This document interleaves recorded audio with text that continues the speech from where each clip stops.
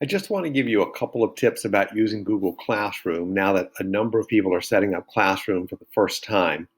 Um, and that is that when parents or students come to look at your Google Classroom, they see this list of classwork. And you can see I have it organized by topics.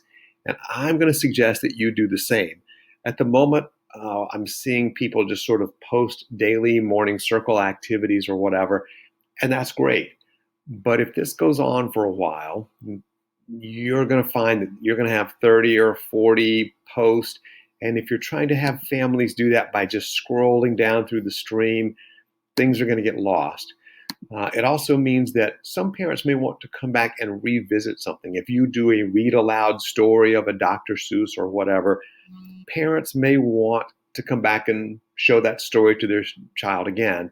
It may be difficult to find. So you may want to create topics, maybe morning circle, maybe read aloud, maybe um, days of the week activities, however you want to break it up based on what kind of material you're presenting.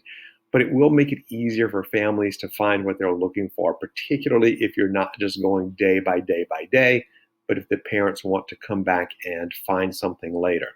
And I'll show you how to do those topics in just a moment. But first, I also want to say the obvious thing when you go to create something is to create an assignment.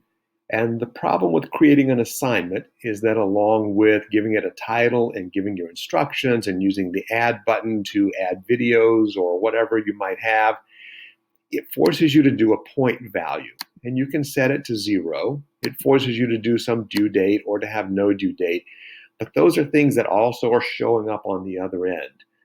Due dates and point values, and that can be a little confusing to people on the other end.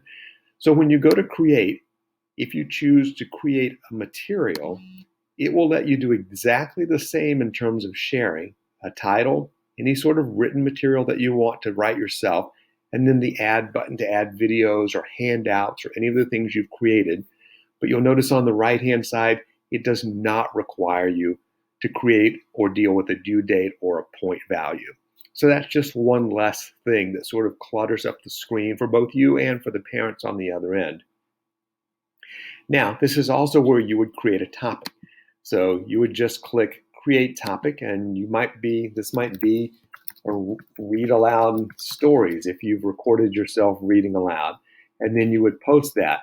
And eventually parents would be able to come back and they would see the topics down the side, and they could click on read aloud stories, or they could click on morning circle activities, or whatever it is that you've shared, and it would be a little more organized for them and a little easier for them to find. So those are just 2 tips that might help you a little bit, and certainly will help the people on the other end as they try to find the materials that you've posted, and not to be confused by due dates and things like that.